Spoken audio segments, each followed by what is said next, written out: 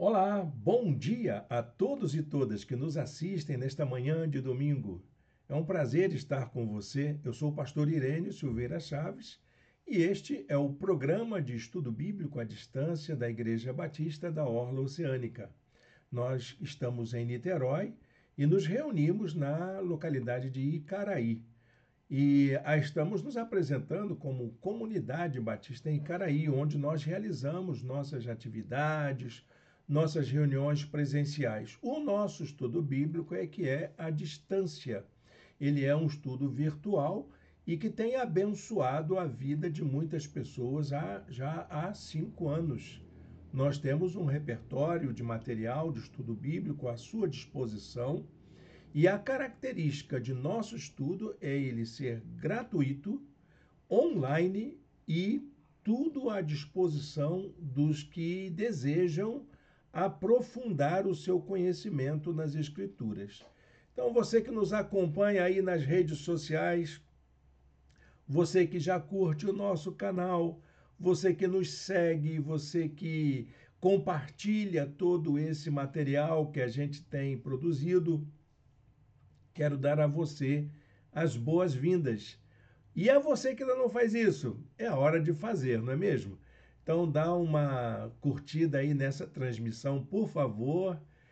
Se inscreva no nosso canal e compartilhe essa aula com os seus amigos, com seus familiares, com o pessoal do grupo da sua igreja, para que mais pessoas possam estudar as Escrituras e se aprofundar no conhecimento da Bíblia. Esse é o nosso ministério e isso para nós é motivo de muita alegria, a gente poder colocar a nossa vida, o nosso conhecimento a serviço do reino de Deus.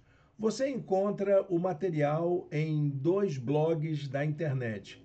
O meu blog pessoal, ireniochavesblogspot.com, e no blog da nossa igreja, orlaoceanica.blogspot.com.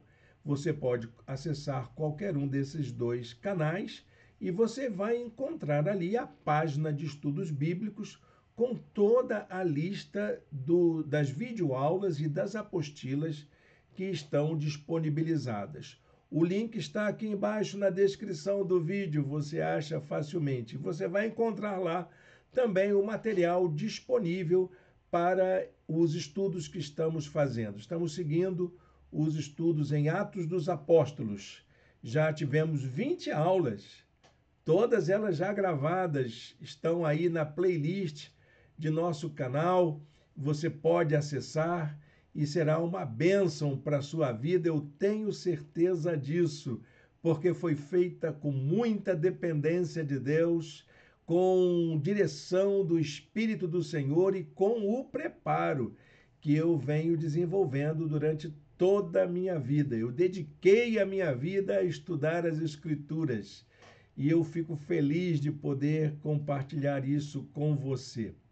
Bom, vamos para a nossa aula. Nós estamos, então, na nossa 21ª aula, como eu acabei de falar. Está aqui a nossa apresentação, estudos em Atos dos Apóstolos, o povo do caminho. Esse é o tema dessa nossa série de lições. E nossa aula de hoje vai falar sobre um aspecto muito importante dessa caminhada, que é a viagem que Paulo fez até Roma. Uma viagem cheia de acidentes, cheia de percalços, mas que estava cumprindo os propósitos de Deus, estava dentro dos planos de Deus. Ele tinha que chegar lá, então não importa o que acontecesse, ele chegaria lá com certeza. Foi essa a decisão do Espírito de Deus para a vida do apóstolo Paulo. Então, nós vamos conhecer sobre isso hoje. A nossa aula de hoje já é de número 21, realizar a missão de Deus no mundo. Como que a gente realiza a missão de Deus no mundo? Em meio às circunstâncias concretas que estão à nossa volta. Não é fácil, não tem vida fácil. Deus não vai facilitar as coisas só porque você está trabalhando para Ele. Você vai ter que enfrentar as condições concretas de vida, Com certeza, meu amigo, minha amiga, se você quiser servir ao Senhor e fazer a vontade de Deus. Eu separei um versículo para nossa meditação, que está lá em Atos, capítulo 27, verso 25. Assim, tenham ânimo, senhores, creio em Deus que acontecerá do modo como me foi dito. O que foi dito para Paulo? Foi dito que ele chegaria em Roma. Então, se vamos chegar lá, vamos chegar lá. Não aconteça o que for. Pode vir temporal, pode vir naufrágio, pode vir serpente, pode vir o que for. Eu tenho certeza que aquilo que foi dito para mim vai acontecer. Essa é a lição de hoje. É isso que eu gostaria que a gente aprendesse. Não importa o que aconteça, meu querido, minha querida, a vontade de Deus sempre será feita. O propósito de Deus sempre será cumprido. Deus trabalha na história, em meio às circunstâncias, para fazer com que os seus propósitos se concretizem. E ele não fica jogando dados aqui e ali, não. Como disse Albert Einstein, o grande cientista, Deus não joga dados. Ele não fica ali fazendo com que as coisas aconteçam como se fôssemos marionetes. Nós sabemos que as circunstâncias da história acontecem. Deus, ele não manipula a história, mas Deus intervém em meio à história para que a vontade dele aconteça. Dá para entender isso? É o grande mistério de Deus e é disso que vamos falar hoje. O nosso estudo vai se basear nos capítulos 27 e 28. 27 nós estudaremos todos e no capítulo 28 vamos até o versículo 10, ok? Então, o livro de Atos tem apenas 28 capítulos. Então, estamos chegando ao final. Próxima aula já terminamos. Então, o restinho do capítulo 28 ficará para a próxima aula. Hoje nós vamos ficar apenas nesse pedacinho que fala sobre a viagem de Paulo a Roma, para que ele pudesse ali dar o seu testemunho sob a forma de um julgamento que ele iria passar. Um julgamento junto ao Supremo Tribunal do Império Romano, o Tribunal Imperial, onde ele iria dar ali o seu testemunho, o seu depoimento, para que as pessoas pudessem entender que ele era um servo do Senhor, que ele teve a sua vida transformada e que a vida dele se resumia a colocar em prática os propósitos de Deus para a vida humana. Vamos então para a aula? Fica com a gente até o final aí que você vai descobrir coisas interessantíssimas. Bom, o livro de Atos deixa claro que aqueles que realizam a Missio Dei, você sabe que é a missão de Deus. É bom a gente entender isso, que nós não temos uma missão específica. A missão da gente é a missão de Deus. Deus entrega a sua missão a gente como a gente, à sua igreja, ao seu povo, aos seus escolhidos, aqueles que ele separa para serem pastores, pastoras, missionários, missionárias, obreiros, obreiras, para que a sua vontade geral, abrangente, se concretize. Então, o livro de Atos deixa claro isso, que aqueles que recebem esse comissionamento de colocar em prática a Missio Dei, recebem de Deus o cuidado e a proteção. Estão amparados. Deus está cuidando, Deus está guardando. E como é que ele faz isso? Em meio às circunstâncias, ou em meio aos perigos da jornada, em meio àquelas condições concretas que nos são dadas. Se tem salário, se não tem salário, se tem igreja, se não tem igreja, se tem púlpito, se não tem púlpito, se tem escola, se não... e assim por diante. É com o que tem, é o que está lhe dado, é que nós vamos fazer a obra de Deus. E Deus vai nos abençoar, Deus vai cuidar da gente, Deus vai nos dar proteção para que a obra dele, não a minha, não a minha vontade, mas a obra de Deus possa ser realizada. E Paulo, então, nesse trecho, vai iniciar a sua jornada para Roma. Ele começa a fazer a sua viagem e ele vai fazer essa viagem não mais como um missionário, mas como um prisioneiro, escoltado por um centurião do regimento imperial chamado Júlio. É assim que ele vai fazer essa viagem. Haverá uma escolta para ele. Ele foi escoltado para seguir para Roma. Essa, então, seria a quarta viagem do apóstolo Paulo. As três primeiras foram viagens missionárias e agora ele faz a quarta e última viagem que Lucas registra. Foram essas 4 viagens. Ele também vai fazer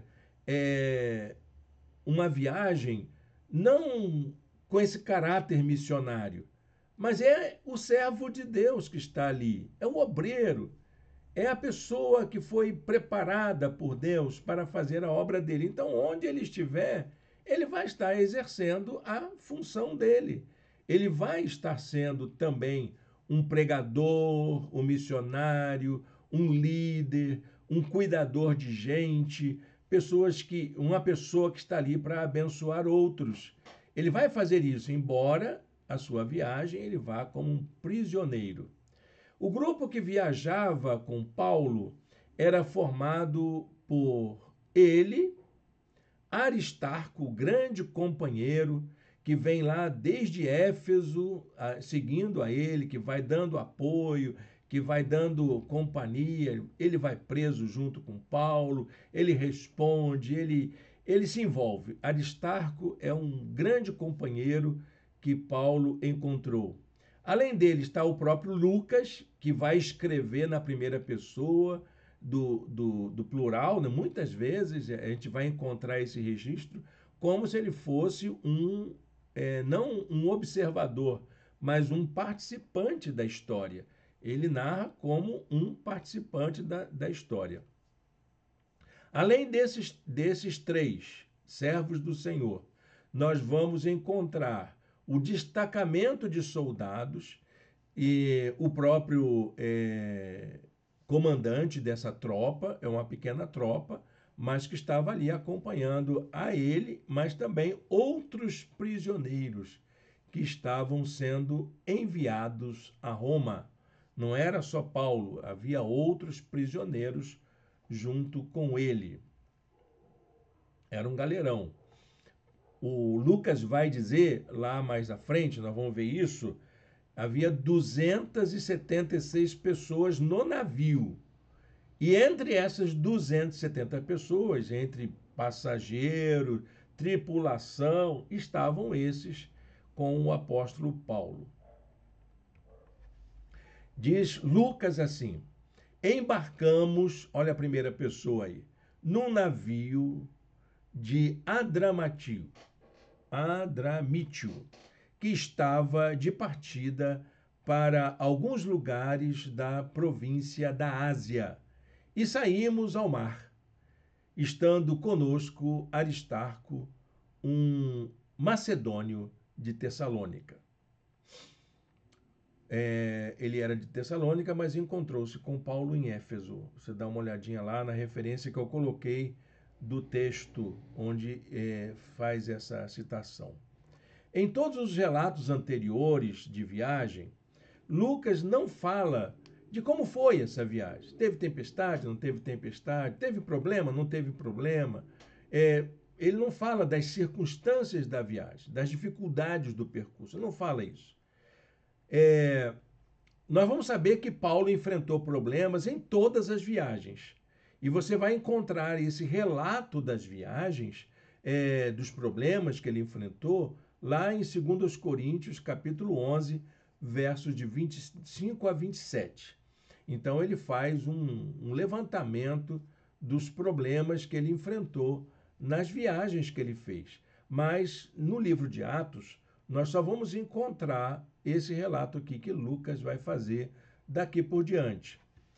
Dessa vez, Lucas fez um relato de viagem como se fosse um diário de bordo, mencionando as intervenções de Paulo sobre as condições de navegação.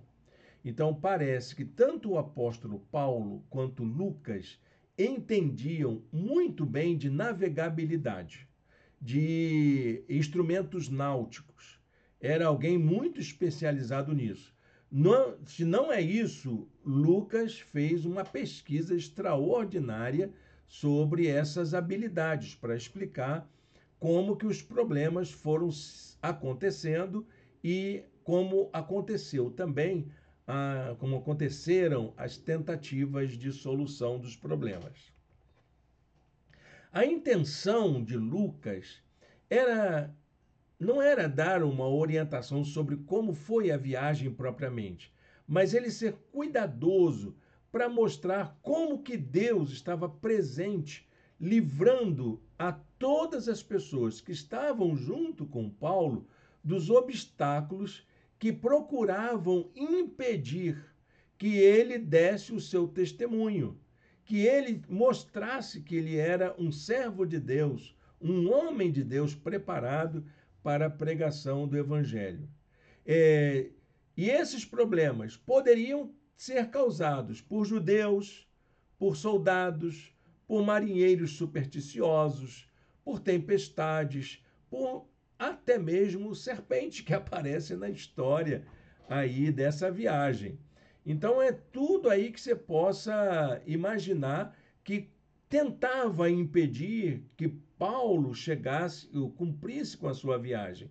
E todas as pessoas que estavam na viagem com Paulo foram abençoadas, poupadas em suas vidas, em meio às vicissitudes da viagem, para que chegassem aos seus destinos.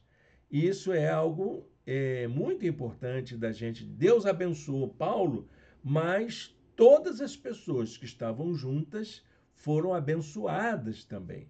Todas foram guardadas, todas foram protegidas. Houve problemas? Houve, mas todas foram protegidas do mesmo modo pelo Senhor. O relato de viagem de Paulo a Roma ressalta a importância que nós precisamos dar à manutenção da fé em Deus. E isso deve acontecer até mesmo naquelas circunstâncias mais difíceis da vida. A gente testemunhar, a gente conservar a nossa fé, a gente se manter firme em meio às lutas é algo muito importante. Contribui muito para a pregação do Evangelho. Você manter um espírito sereno, a sua confiança em Deus, saber que Deus está ao seu lado, ali no meio da enfermidade, no meio da luta, no meio da catástrofe, a gente saber que Deus está conosco, isso serve de bênção para as outras pessoas. Abençoa também as pessoas que estão conosco. Lucas registra, então, vários problemas que aconteceram durante a viagem.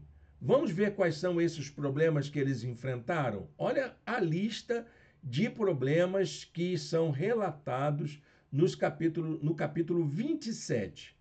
Ventos contrários, Atos 27, versos 4 e 7. Ritmo lento da viagem, o navio teve que navegar numa velocidade menor para poder evitar uma catástrofe. Atos 27, 7. Decisões equivocadas tomadas pelos marinheiros, tomada pelos comandantes do navio. Atos 27, 11. Forte tempestade. Atos 27, 15. Naufrágio. Atos 27, 41. E tem aí outros, né? Quando eles foram acolhidos na ilha de Malta. Enfim, tem todo esse tipo de problema. Eles tiveram que, inclusive, ter que ir a nado para a ilha quando finalmente naufragaram. Esses problemas servem como metáforas dos possíveis impedimentos à realização da Missio Dei, essa missão de Deus no mundo. Talvez você seja aquela pessoa que está enfrentando dificuldade para fazer a obra de Deus. Nossa igreja, nosso trabalho, pode ser que enfrente grandes dificuldades. Mas olha, gente, mesmo as dificuldades que nós estamos passando não são impedimentos para que a gente possa fazer a obra de Deus. De jeito nenhum. Deus está presente, Ele nos guia, Ele nos protege, Ele nos sustenta, Ele nos orienta em meio às tempestades da vida.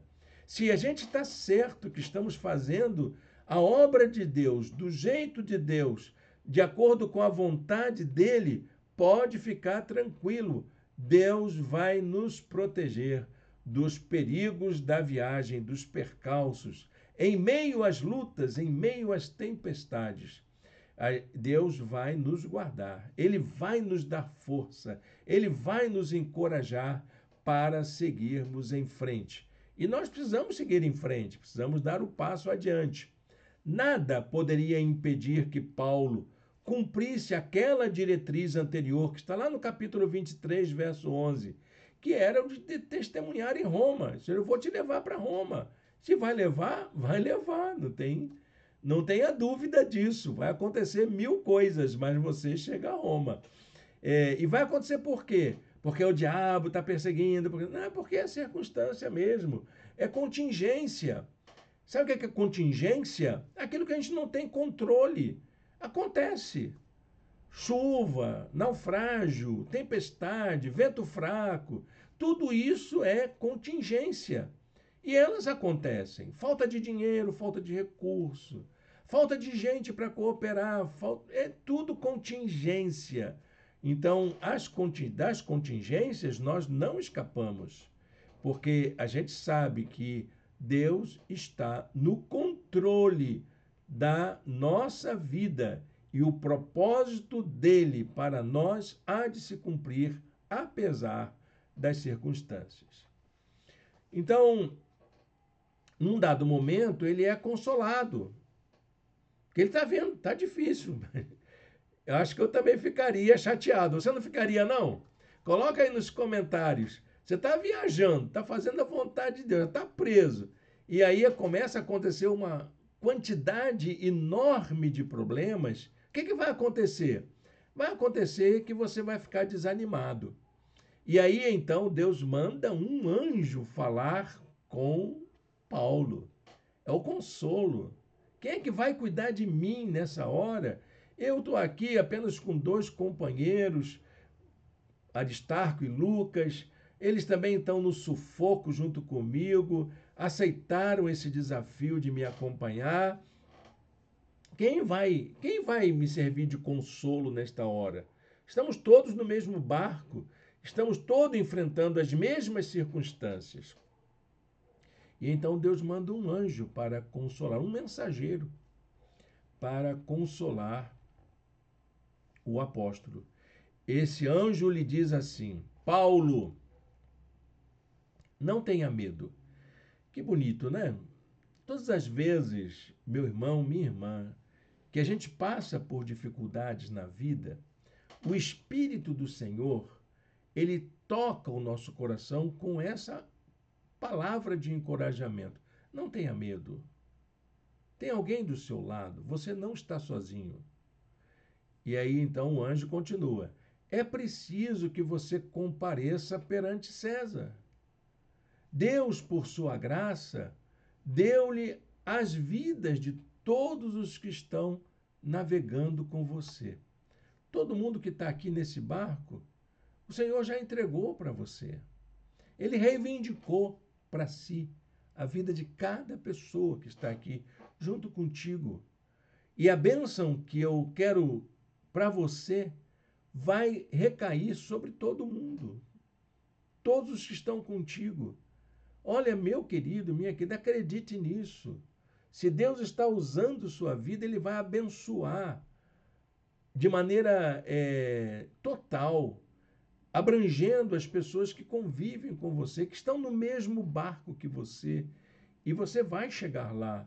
O propósito de Deus vai se cumprir, porque Deus quer que o propósito dele aconteça na nossa vida e na vida das pessoas que estão conosco. Esses registros de Lucas, então, da viagem, demonstra que Lucas tinha uma familiaridade com a prática náutica, usando termos específicos, e a sonda para saber se o mar está fundo, e a âncora que deve ser lançada de um jeito, e o barco que sai para poder cercar o navio, para poder ajudar, e a prática de lançar no mar as cargas para aliviar o peso do navio, enfim, havia várias explicações que estavam, vento do Nordeste, vento de não sei da onde, eram várias terminologias que eram muito específicas da prática náutica. Lucas tinha conhecimento disso? Ou ele escreveu isso depois e fez uma pesquisa breve sobre esses termos? Do mesmo modo, Paulo vai atuar ali em meio àquelas circunstâncias como um líder. Ele vai exercer uma liderança em meio àqueles problemas.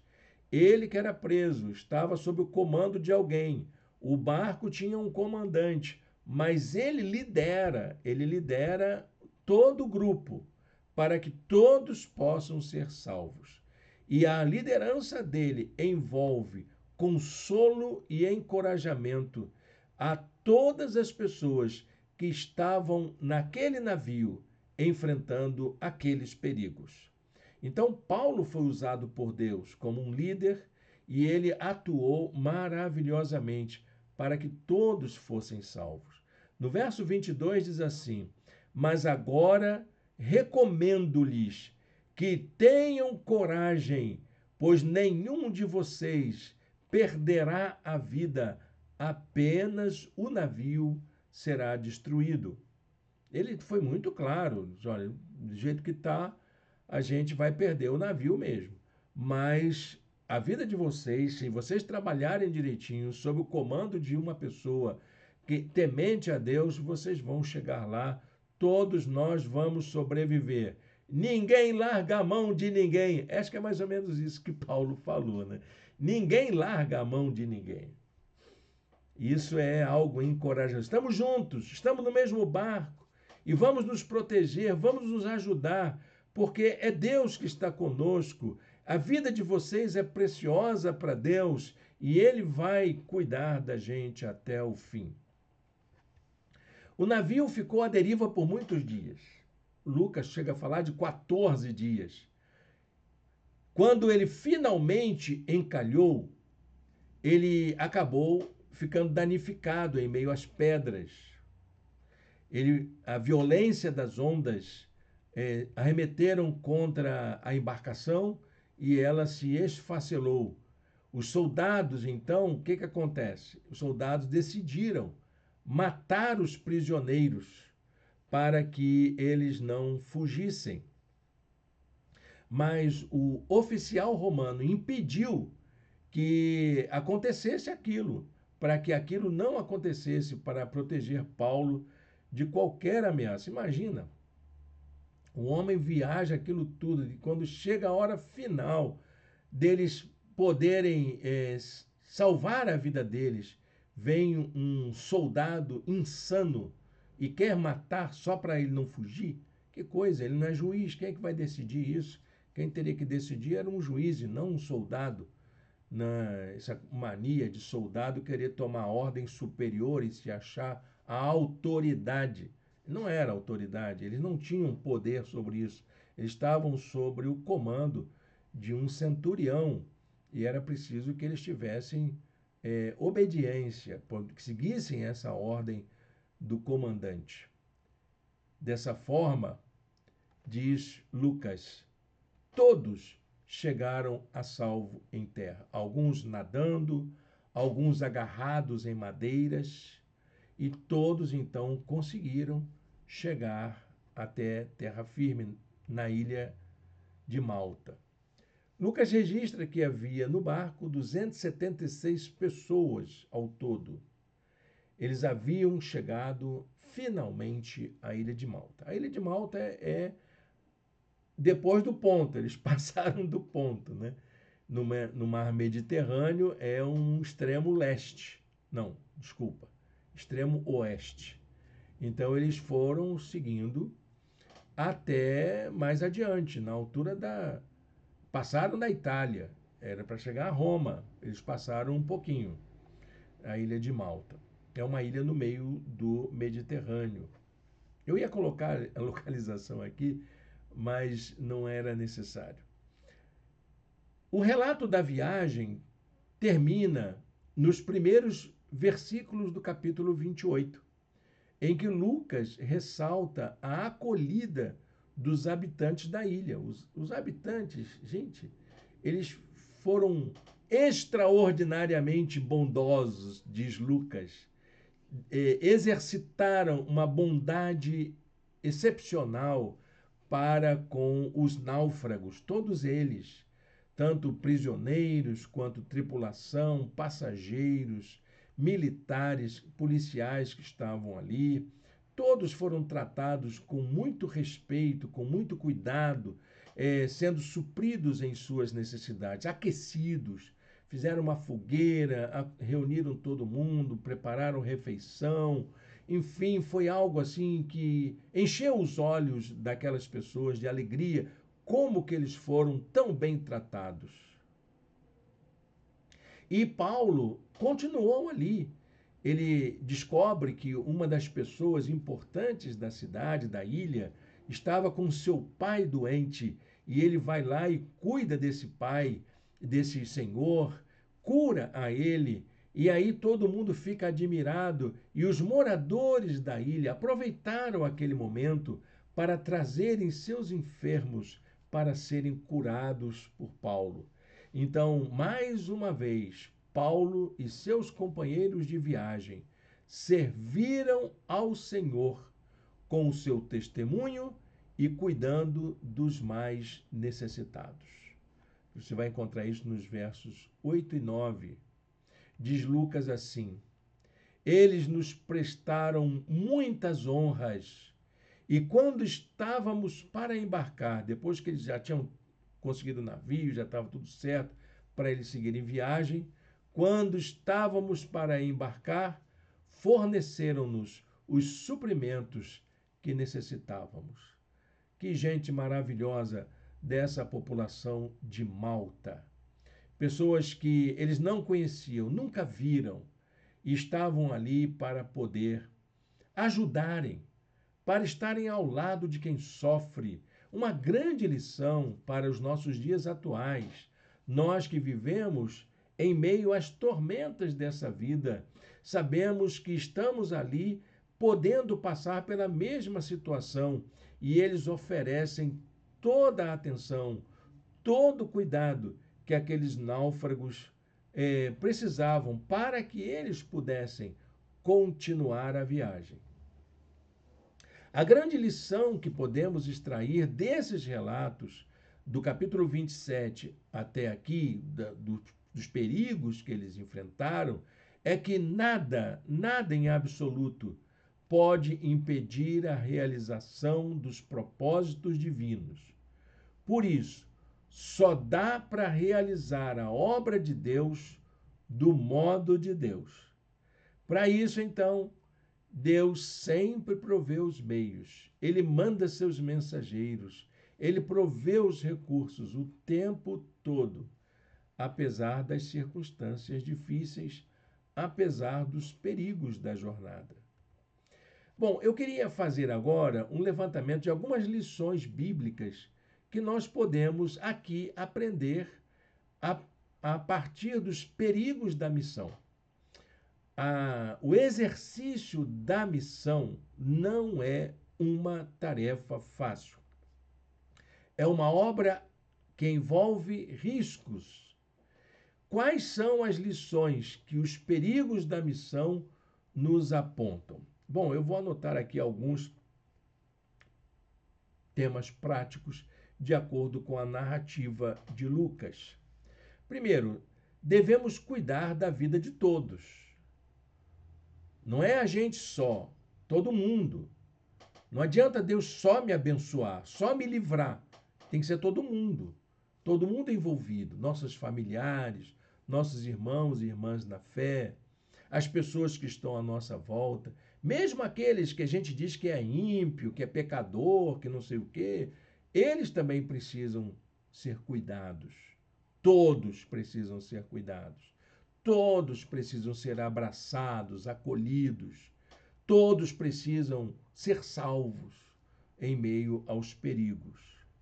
Paulo estava preocupado com a salvação de todos. Anote isso aí, meu querido, minha querida. Você vai trabalhar na obra de Deus, todos precisam ser abençoados. Todos precisam ser alcançados. Não importa a condição social, a nacionalidade ou mesmo os malfeitos que tivessem praticado, todos eram alvos da bondade de Deus. Prisioneiro, militares, tripulação, passageiros, cada um com a sua história de vida, todos eram alvos da bondade divina. A intenção de Paulo era fazer com que todos, indistintamente, chegassem a salvos, bem, vivos ao destino final. Esse era o objetivo dele. Ele fez isso como um propósito para aquele momento.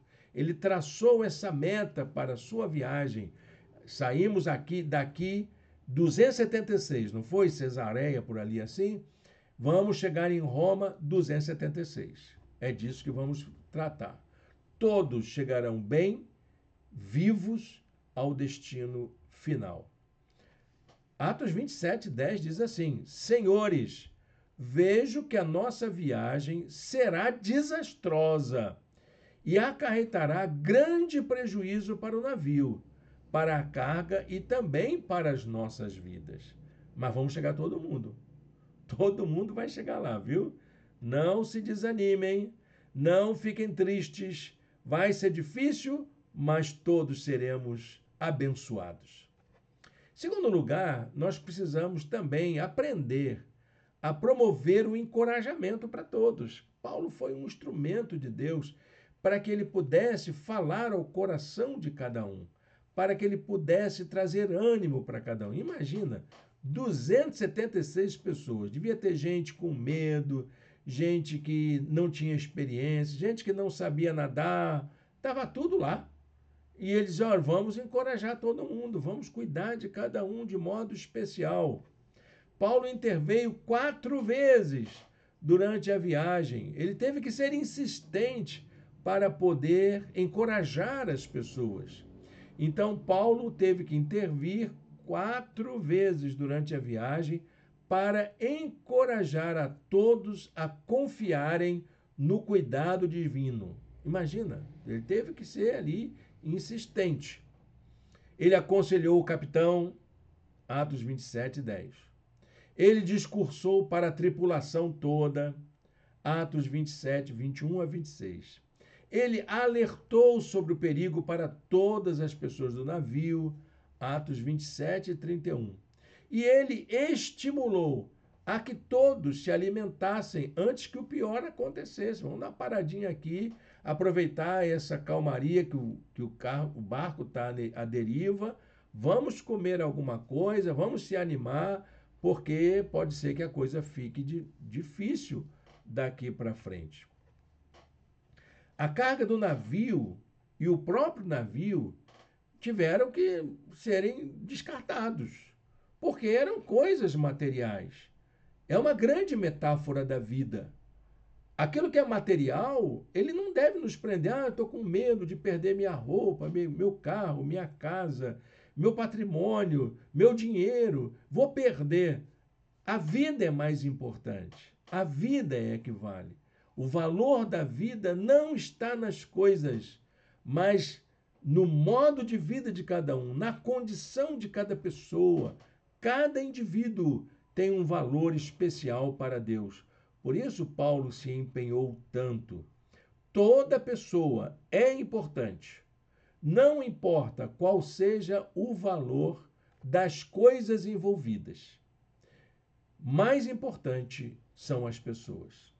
Qualquer uma, qualquer indivíduo, qualquer pessoa, independente de credo, independente de raça, independente de opção sexual, independente de condição social, independente de ideologia, todos são importantes.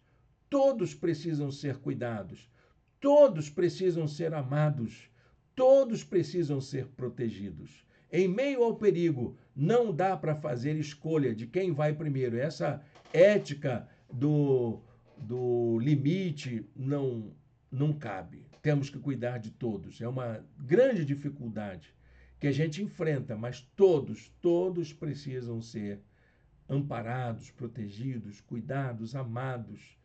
Todos precisam ser salvos. Disse o apóstolo, disse o texto de Lucas. Mas agora recomendo-lhes que tenham coragem, pois nenhum de vocês perderá a vida.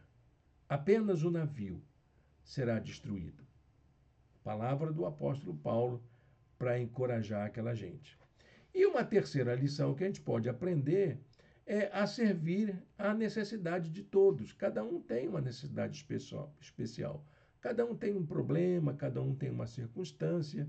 A gente precisa saber lidar com as diferenças.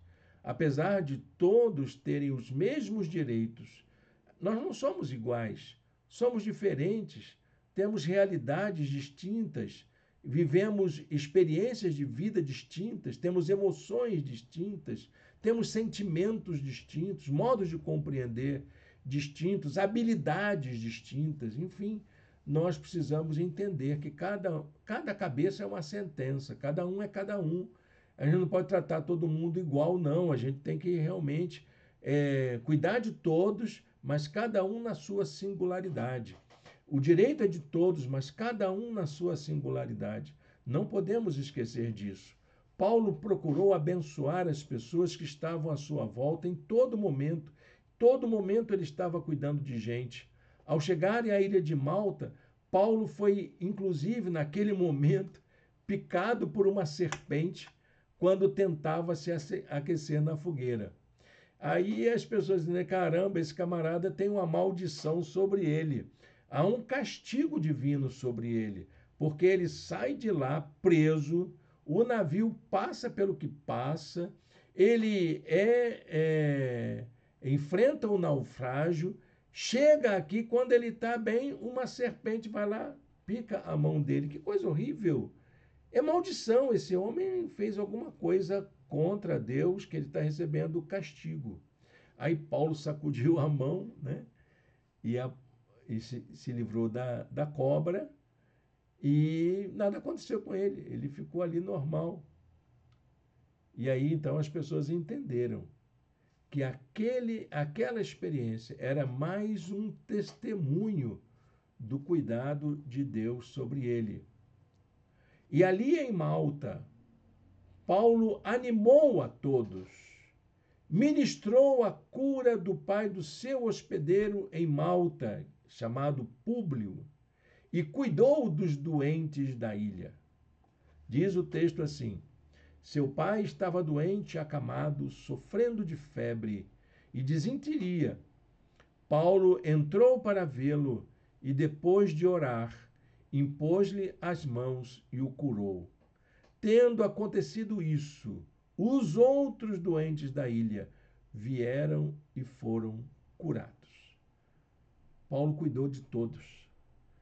E era esse homem extraordinário, líder, encorajador, amigo de todo mundo, pessoa preocupada com a condição de cada um.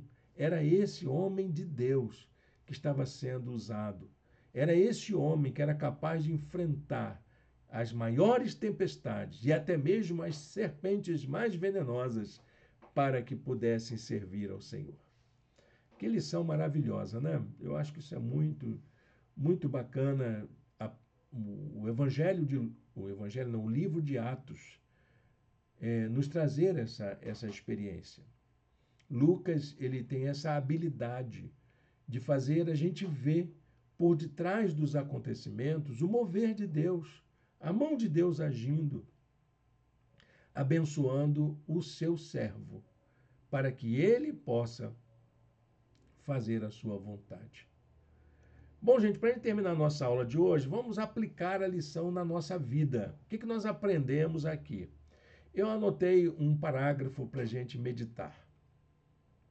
Paulo tinha a convicção de que sua vida inteira só fazia sentido se fosse colocada a serviço da realização da Missio Dei. Ele vai dizer isso nas cartas, ele disse isso aos pastores de Éfeso, ele disse isso para muitos crentes: minha vida só faz sentido se ela for gasta a serviço do reino de Deus para cumprir a Missio Dei. Ele desempenhou um importante papel durante toda a viagem, encorajando as pessoas, agindo com sabedoria, demonstrando confiança no cuidado divino e sendo perseverante. O compromisso de ser testemunha da graça de Deus tem a ver com o fato de que nossa vida pertence a Deus e deve ser consagrada para a adoração dele. Essa é a nossa convicção que precisamos ter. Um versículo para a gente terminar a nossa aula. Pois ontem à noite apareceu-me um anjo de Deus, esse Deus a quem pertenço e a quem adoro. Ele faz questão de dizer isso. Eu sou de Deus e eu adoro a Deus. O meu Deus a quem pertenço, o meu Deus a quem adoro, veio cuidar de mim. Ele mandou um anjo para me encorajar. Amém? Que convicção, né? Precisamos aprofundar isso na nossa experiência de vida.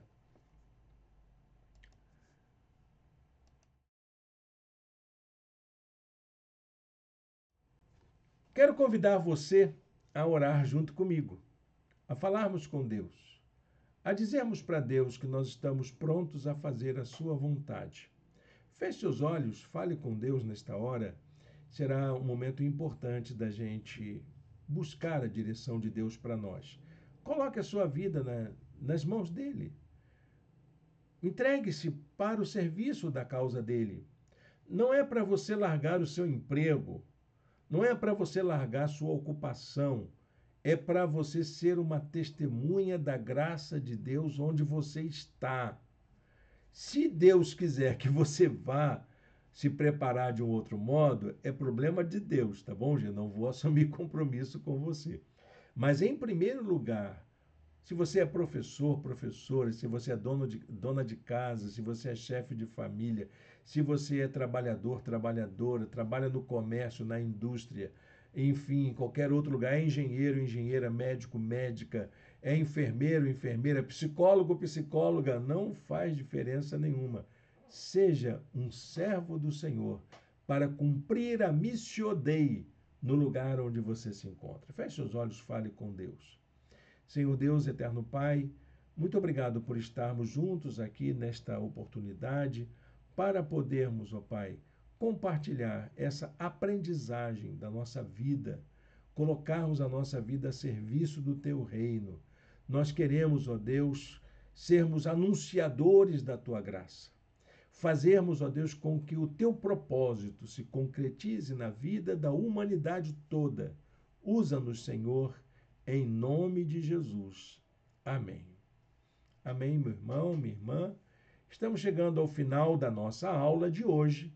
Lembrar que no domingo que vem teremos a nossa última aula dos estudos em Atos dos Apóstolos. E também estaremos encerrando o mês de junho.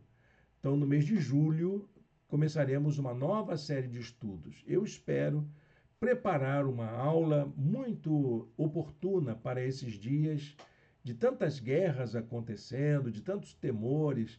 Nós vamos falar sobre escatologia. Vamos estudar durante um mês esse tema teológico que é tão importante para os nossos dias atuais. Então, prepare-se, durante o mês de julho, vamos estudar sobre escatologia. Bom, logo mais à noite, a nossa atividade da igreja será online, não será presencial, tá bom? Meus irmãos, minhas irmãs, não teremos atividade presencial, mas teremos a transmissão da mensagem através do nosso canal e do canal da igreja, da segunda mensagem da série que estamos seguindo. Estamos tentando refletir um pouco sobre aquela canção maravilhosa, Deus cuida de mim, a sombra das tuas asas. Deus cuida de nós. Então vem meditar com a gente, vem mergulhar na palavra de Deus, aprender um pouco mais sobre esse Deus que nos ama, sobre esse Deus que cuida da gente. Será hoje às 18h30, a mensagem será colocada no ar para que todos e todas possam assistir. Muitos irmãos acompanham aí junto com a família, reúne a família na sala, coloca a imagem lá na televisão que você tem e assista, todos vão ser abençoados nessa oportunidade. Quero desejar a você, então, um bom restinho de domingo na presença do Senhor.